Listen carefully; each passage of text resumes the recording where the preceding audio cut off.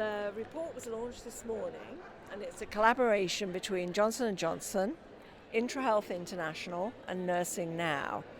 And we worked on this for about 9 months altogether.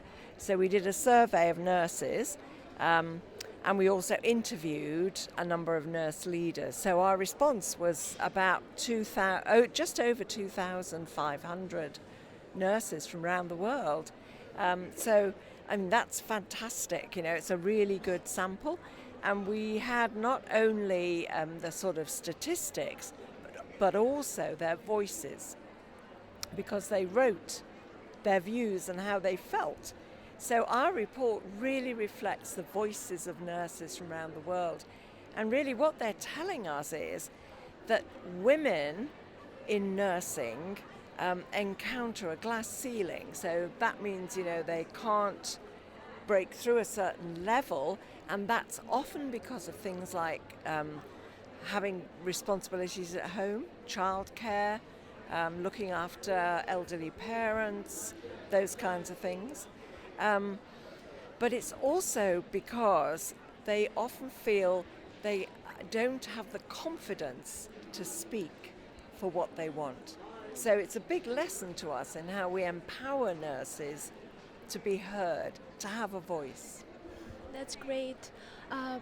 We have been talking a lot about power in this conference. Why do we need the power of nurses? Why it is important? It's this moment in time is a moment for nurses, and I don't think it will come again for a long time. And the reason is because we all want health care for everybody. And the only way we'll get that is if nurses can provide a lot of it.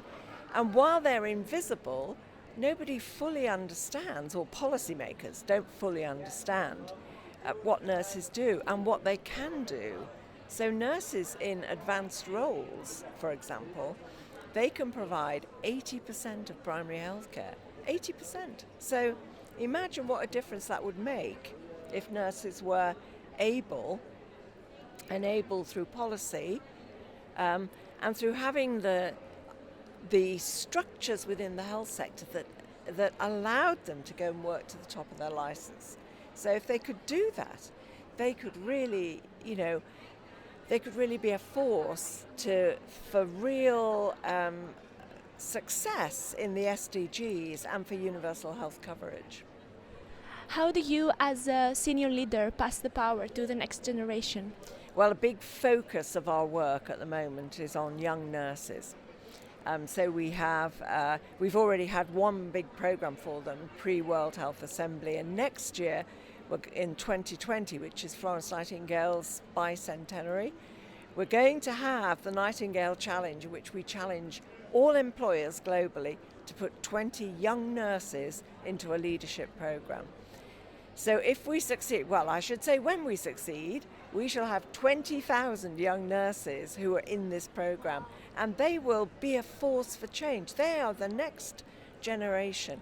But I think we nurses also have a responsibility wherever we are, and that is that we need to nurture our young nurses. And too often, we old nurses, we say to the young nurses, oh, don't come here with your new ideas. But what we need to say is, please teach me your new ideas. And I can teach you something, but we can teach each other. And we need to accept them and support them. That's fantastic. Thank you. Thank you.